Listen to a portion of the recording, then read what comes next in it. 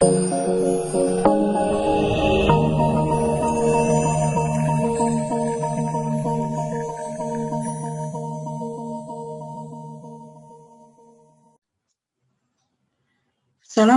warahmatullahi wabarakatuh. Ketemu saya lagi di channel Lili Indasari. Masih mata kuliah yang sama di konsep sistem informasi. Kali ini kita pada pertemuan ke-14 akan membahas peranan informasi dalam kualitas jasa.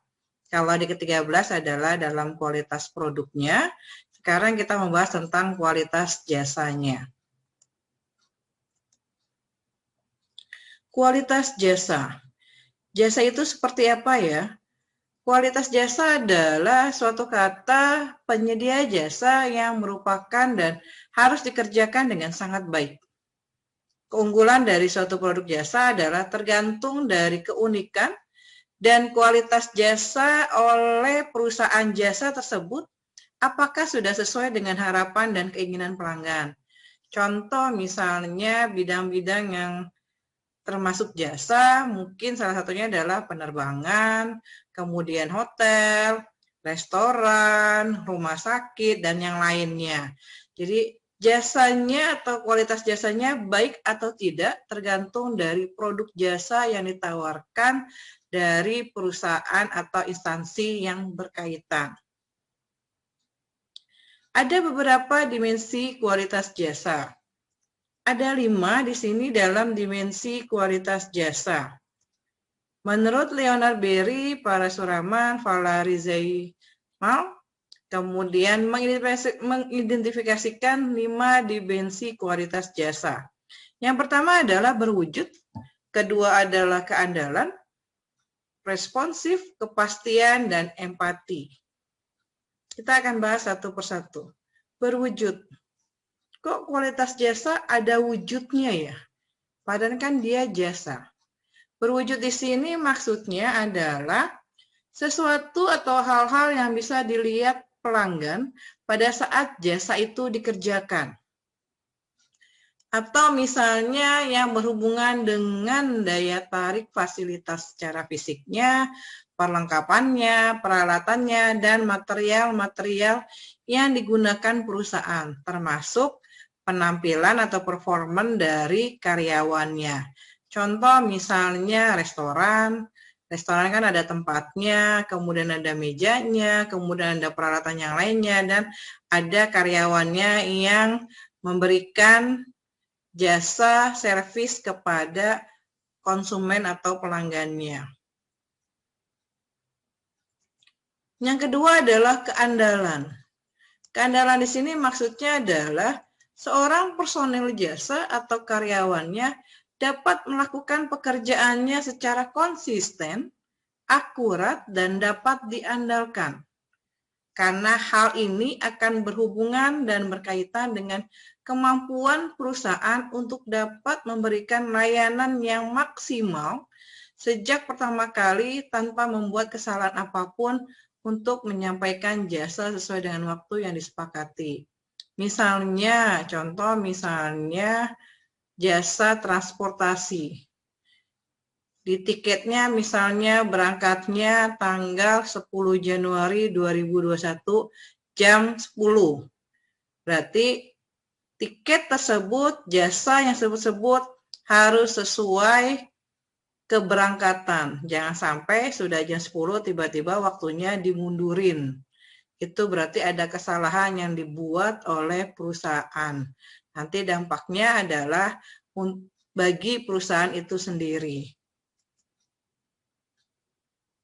Seperti misalnya tadi penyajian jasa yang sudah disesuaikan, kemudian dapat diandalkan, menyampaikan jasa secara benar, kalau memang berangkatnya jam 10 ya jam 10, menyampaikan jasa sesuai dengan waktunya, kemudian menyimpan catatan dokumen tanpa adanya kesalahan-kesalahan. Yang ketiga di dalam kualitas jasa yaitu responsif atau cepat tanggap. Berkenaan dengan kesediaan dan kemampuannya. Yang namanya pelanggan biasanya tidak harus untuk menunggu lama untuk dilayani. Contoh misalnya, Kalau kita nginap di hotel, biasanya resepsionis ataupun karyawan hotel, dia dengan cepat dan cekatan untuk menerima tamunya. Akan ditanyakan, sudah check-in Ibu atau seperti apa, itu merupakan responsif atau cepat tanggap terhadap konsumennya. Hal ini akan berkenaan dengan kesediaan dan kemampuan para karyawannya untuk membantu pelanggan dan meresponnya tanpa harus diminta. Misalnya, pada saat kita nginap, kita kerepotan membawa koper. Karyawannya dengan senang hati langsung membantunya tanpa harus diminta pertolongan terlebih dahulu. Itu namanya responsif atau cepat tanggap.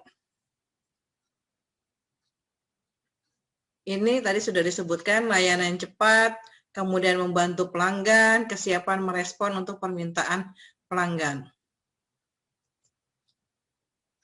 Yang keempat adalah kepastian atau jaminan. Kepastian di sini adalah pelanggan mengharapkan seorang personil jasa yang sopan dan terpelajar.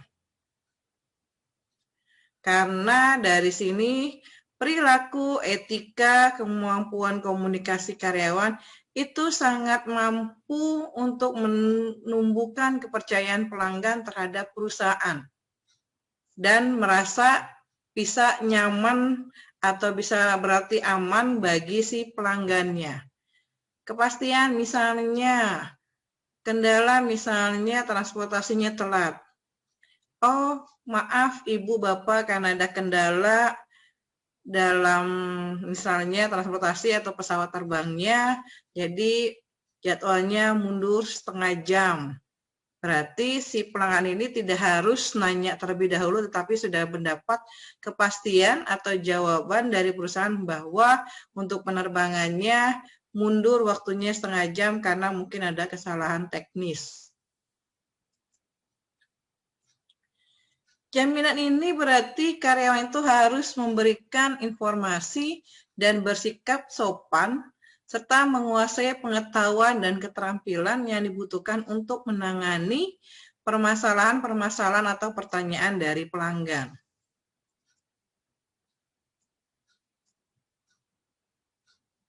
Yang kelima, ini nanti bisa dilihat seperti yang tadi saya bilang. Yang kelima adalah di dalam kualitas jasa adalah adanya empati. Empati itu adalah seorang personil jasa harus bisa menunjukkan perhatian yang tulus kepada pelanggannya dan kebutuhan mereka. Contoh misalnya perusahaan memahami beberapa permasalahan para pelanggannya demi bertindak keadilan atau kepentingan untuk pelanggannya. Maksudnya seperti apa? Empati. Contoh misalnya kita datang ke suatu bank, mungkin ada kesulitan untuk menulis mau transfer atau mau menulis di sebuah slipnya, biasanya ada Pak Satpam yang di depan itu atau mungkin CS-nya yang dengan sikap atau sigap membantu konsumennya. Permisi Bapak Ibu, ada yang bisa dibantu? Oh, kalau mau transfer yang ini ya Bu slipnya. Oh, kalau mau nabung yang ini ya Bu. Itu menunjukkan empati kepada pelanggan tanpa harus diminta. Memberikan perhatian, atau misalnya ada beberapa konsumen di bidang-bidang jasa tertentu, misalnya pada saat kita hari ini misalnya ulang tahun, kadang-kadang kita mendapatkan telepon ataupun mendapatkan SMS, selamat hari lahir Ibu, selamat happy anniversary dan lain sebagainya. Untuk menunjukkan ucapan seperti itu aja sudah membuat perhatian secara individu kepada pelanggannya.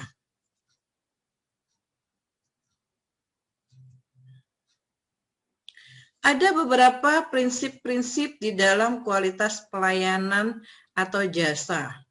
Ada 6 di sini, yaitu 1, kepemimpinan, 2, pendidikan, 3 adalah perencanaan strategiknya, review, komunikasi, dan total human rewards-nya. Ada beberapa manajemen dasar dari kualitas. Manajemen kualitas di sini adalah konsep yang menyatakan bahwa perusahaan dapat mencapai tingkat kualitas yang diinginkan pada proses, produk, atau dan jasanya dengan mengikuti praktek-praktek manajemen secara fundamental. Beberapa konsep manajemen kualitas diantaranya ada trilogi kualitas Juran, ada 3 hal. Juran mengemukakan bahwa adanya perencanaan kualitas, pengendalian, dan perbaikan. Sedangkan Deming terkenal dengan 14 pokok yang dipercaya merupakan kunci untuk mencapai kualitas tersebut. 14 pokok Deming diantaranya adalah tetapkan tujuan, inovasi, dan perbaikan yang terus-menerus, kemudian mengambil filosofi baru, hentikan ketergantungan pada inspeksi massal, keempat, hentikan praktek memberikan bisnis yang berdasarkan harga. Kelima, gunakan metode statistik untuk menentukan titik-titik permasalahannya di mana saja, karena dengan statistik bisa melihat kapan menurunnya, kapan meningkatnya. Keenam, lembaga metode dalam pelatihan kerja. Ketujuh, perbaikan pengawasan. Kedelapan, usir rasa takut. 9. Hilangkan halangan antar departemen serta halangan dengan pemasok dan pelanggan sehingga ada komunikasi yang terbuka dan efektif. Hapus slogan-slogan yang mungkin tidak penting atau kurang baik. Hilangkan standar kerja berdasarkan kuota jumlah. Singkirkan halangan antara pekerja dan hak mereka untuk bangga dalam pekerjaan mereka. Ke-13, lembaga berbagai program pelatihan untuk mengejar perubahan dan perkembangan yang baru, maksudnya sering melakukan program-program pelatihan-pelatihan untuk karyawannya atau untuk staf-stafnya.